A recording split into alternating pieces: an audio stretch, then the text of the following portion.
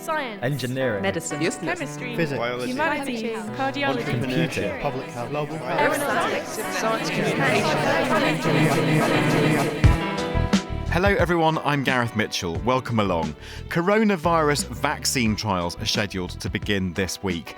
But even if a vaccine makes it through the trials, there's still a long way to go. Most experts would say that it's probably going to be end of this year or beginning of next year when we'll have a vaccine ready. The next huge challenge is how to make a lot of it and fast. Over 1 billion doses, actually unprecedented, this type of a production. So how do you scale a vaccine? Not only that, but in this edition, why women feel less safe than men on public transport, and we're discussing what the pandemic means for emerging economies.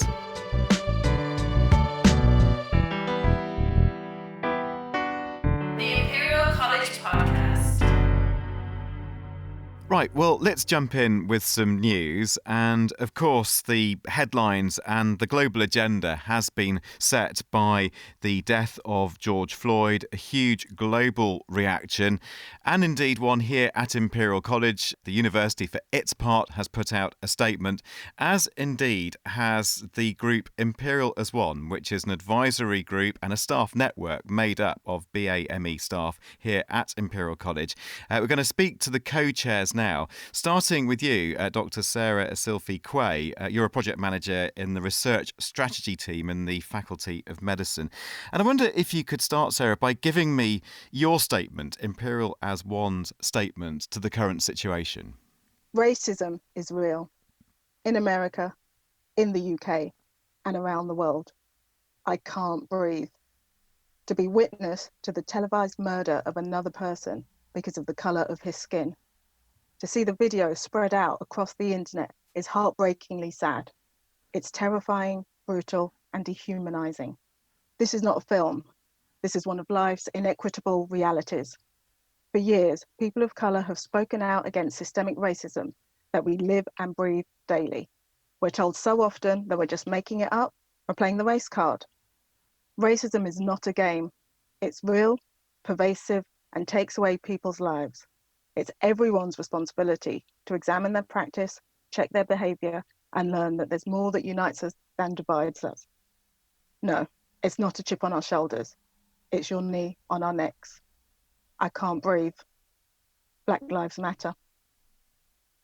That was the statement that we got together as co-chairs.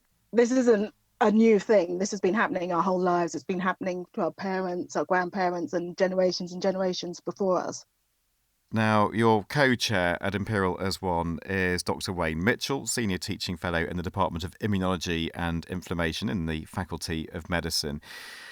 And it does seem there's an overwhelming emotion of anger here, Wayne. I mean, Alice Gast, our president at Imperial, in her statement, she spoke of being angered. You know, she wasn't shocked, she wasn't upset. I mean, she probably is all those things, but she highlighted anger and outrage as her reactions. What's your emotion, Wayne?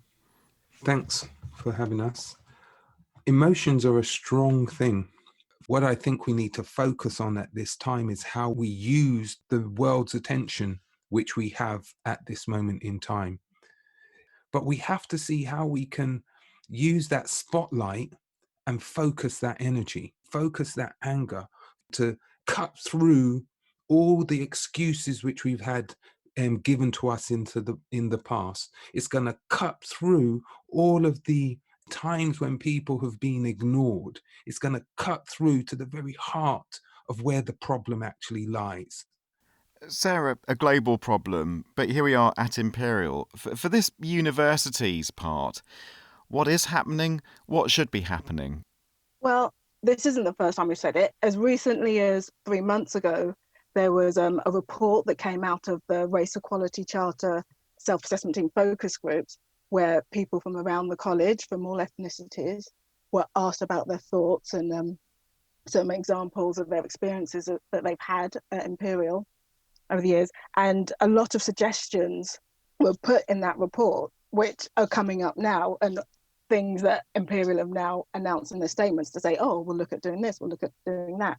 So a lot of people feel like we've been saying this for years, we're giving you information. What is it that now suddenly you're coming to the table and saying, okay, yes, we want to look at that and do these things. So I think it has to be acknowledged. It's important that Imperial acknowledge their lack of engagement in this topic around racism in the past. But then we need to move forward and use this moment and say, okay, we're here now. Let's get things actually done. Let's put things in place that means that the next generation of people coming through don't have to fight against the same systemic barriers that have been affecting people for generation, generation, generation. So, Wayne, just tell us more about Imperial as one and how it can be a source of support for Imperial's Black, Asian and minority ethnic staff. You have coffee mornings, for instance. You're a staff network, and I'm sure one that's much needed at the moment for many BAME staff. It's very interesting you should say that, because Imperial as one actually is 15 years old in about a week's time. 2 weeks' time, it will be actually 15. And it's morphed into something which now also incorporates them soliciting and gaining the views from the Black and BME staff at the university, so that we have a direct link to the very top of the organization. And it's not just about the BME staff, it's also about the BME students as well. That diversity of thought is what I believe Imperial as one is striving for, to penetrate the current system, which, in all honesty, some would regard as being very white. So just like to kind of end with something that I read on Twitter by Dr. Nicola Rollock, who does a lot of research into Black female professors in the UK, a very small number of them. And she said this statement: it's not about fixing people of colour, it's about fixing the system. We're doing this work as almost volunteers. This is our main role at Imperial.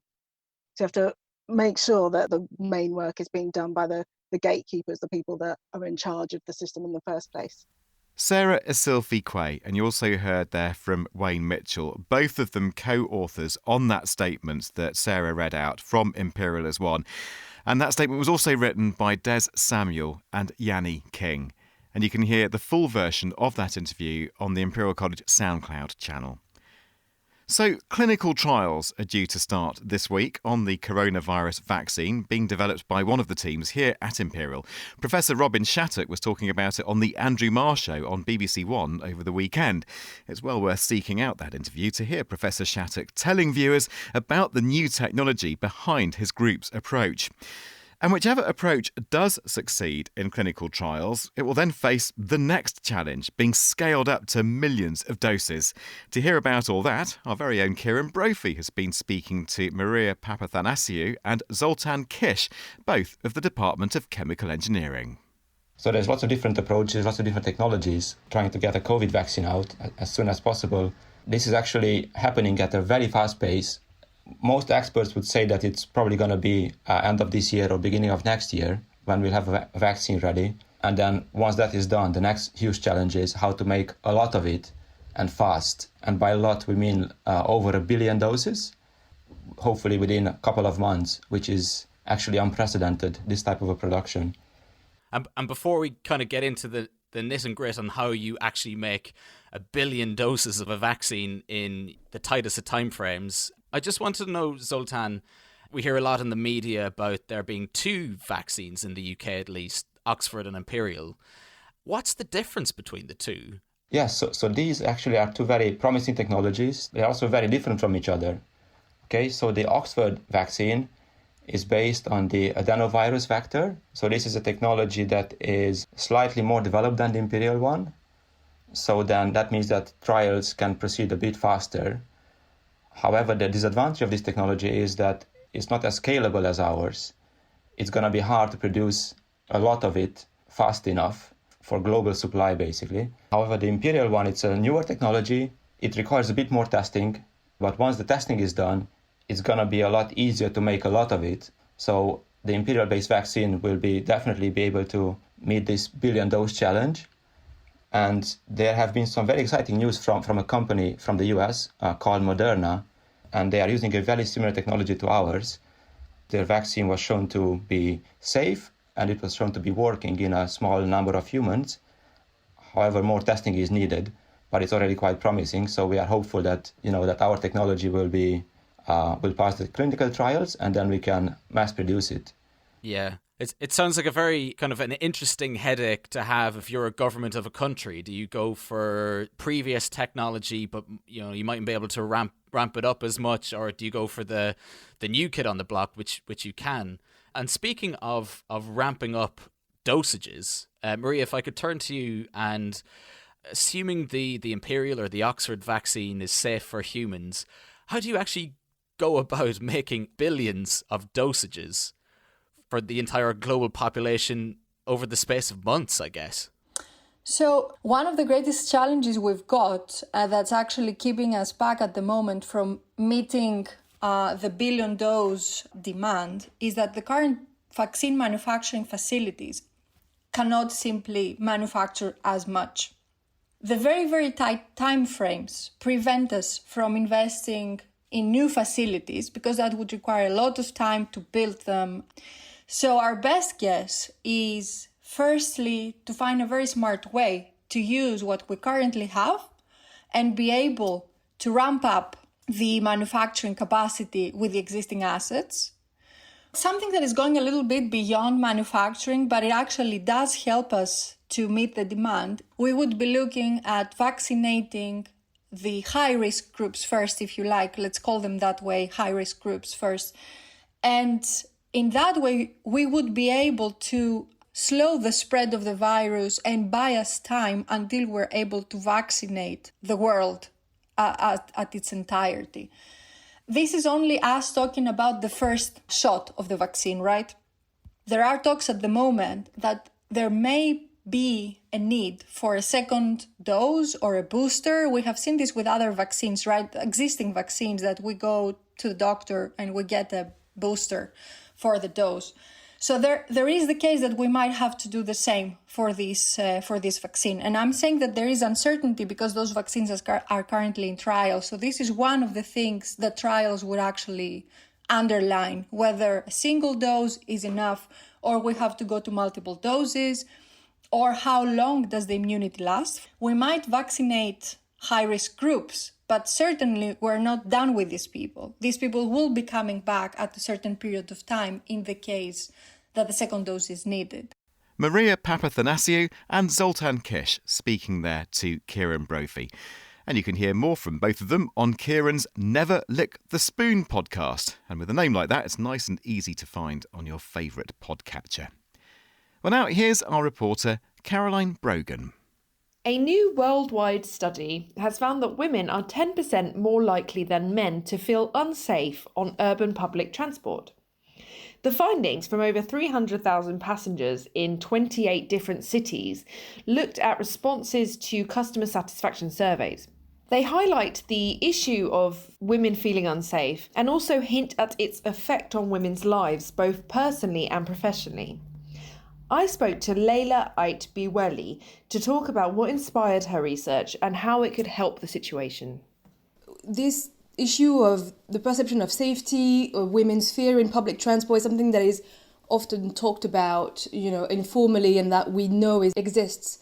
What puzzled me is that, when I looked at papers, there was no quantification of the fact that it exists, and worldwide as well. And I think also women's fear in public transport changes the behavior of women who we know will decide to not use it as much as men, or they might turn down other opportunities. So that's why it's important to acknowledge that it exists formally. Can you give me a few more details on how being scared on public transport might affect a woman's life? So it may affect it in two ways. The first is that in urban spaces, in developing economies, women might decide not to take the public transport altogether if it's deemed too unsafe. And then in other cities where it's more part of women's everyday life still, they might decide to not take it at certain times and then might miss out on opportunities. So it might be work opportunities. It might also impact career opportunities. To give you an example, if you want to then be included in a team, you need to take part of meetings or events after work or side activities or maybe training, and then you might miss out on that because you don't want to go home too late if it's too far and it's too risky. Was there a result that surprised you or that you thought, wow, I didn't expect that? What I find that was interesting is that when you look at the response of everyone and their perception of security, if you just look at how much safer people feel when you include more staff in stations, if you just look at the average customer base, you find that on average the effect is insignificant, so you might overlook that. But when you actually look at the subgroup of women, you find that it increases their feeling of safety. So I think that's something that was quite interesting to observe in the data. What do you hope that your results will lead to? What kind of changes do you hope to see in public transport systems around the world? There is definitely scope for trying to find the tools, trying to find like a way to design infrastructure that is inclusive, more inclusive socially. It's important to look at satisfaction levels, but it's also important to look at the demand of women and of men as well, and to compare it as well. Because women in general, they are more likely to say that they are fine when they are not, and then just like not take public transport. It's good as a complement to then try and build more better infrastructure that is designed to include everyone. Can you give me some examples of what better infrastructure might look like? So for transport, women tend to feel safer in larger carriages, and also when there's more carriages available, when you have like a way out, so to speak, if something goes wrong, then you feel safer. Again, there's a trade-off for transport providers because obviously putting more carriages and changing everything, right, at any time is really costly. This also can still pave the way for future design of the infrastructure. The idea is not to transform everything, but for instance, after the Me Too scandal, the RATP in Paris has decided to launch a campaign just to try and tackle that issue and raise awareness of the issues related to harassment and fear in public transport. So that could also be another solution that is less costly, that is not like related to the built environment, but could still increase the feeling of safety. Leila Ait Bihiwali speaking there to Caroline Brogan. Well, until a few weeks ago, India had one of the world's most stringent COVID-19 lockdowns. The restrictions eased, and now the infection rate is surging. India now has the world's fourth highest number of confirmed cases. They do bear in mind that the country is also one of the globe's most populous. But from here, what is the way ahead for India and other emerging economies? Taran Ramadarai is Professor of Financial Economics at Imperial, and he's been telling Hayley Dunning that the likes of India face different challenges and need different economic remedies compared to Western nations. One of the most commonly adopted strategies for dealing with COVID-19 has been lockdowns. The problem with applying these strategies in emerging markets is twofold. The first is, in order to finance a lockdown, governments need to incur large budget deficits, as you've seen from the Chancellor's recent furlough program. Unfortunately, with many emerging markets, they don't have the debt capacity to be able to sustain a large lockdown for a long period of time for a large fraction of the population, partly because it simply becomes unaffordable to do that. But the second problem is, even in an advanced economy like the United Kingdom, as you might recall, when the furlough scheme was first announced, there was a question about whether that scheme would be extended to self-employed people, because we don't have good records about who's self-employed, how much money they make, when they make that money, and so on. Now, if you can imagine that this is a problem in advanced economies, you can now imagine what this might be like in a country which has difficulties in tracking a 1 billion size population, some of whom have no fixed address, that don't necessarily have electronic records associated with them, many of whom live in a state that is very different from the state in which they work. And so the problem there is, even if you did want to incur the fiscal cost of taking on this huge furlough expense, administering and distributing that to the people who actually need it is a very complicated affair in emerging markets. The third difficulty and difference with emerging markets is social distancing. In a city like Lagos or in a city like Mumbai, you have people packed into slums or shanty towns. Hundreds of people in a shanty town might share the same bathroom. And so those same strategies that have worked in the advanced economies, in many cases, are simply infeasible in the emerging markets. So I know that India is actually now starting to open back up businesses and transport. Why do you think they've made that decision now? The other thing to keep in mind about emerging economies as opposed to advanced economies is that they're far less capital intensive. You and I are able to have this conversation because we both have sophisticated infrastructure in the form of computers, which allows us to conduct the work that we need to conduct without actually being in any kind of proximity with each other. If I think about a small manufacturing operation or any type of business that requires any kind of production, or even a services operation that doesn't have, computers or smartphones for every individual that needs to be engaged in that activity, then you might imagine that the costs that fall on an economy by not allowing people to be together in the same place might be substantially higher than the costs in an economy in which at least some activity can be moved online.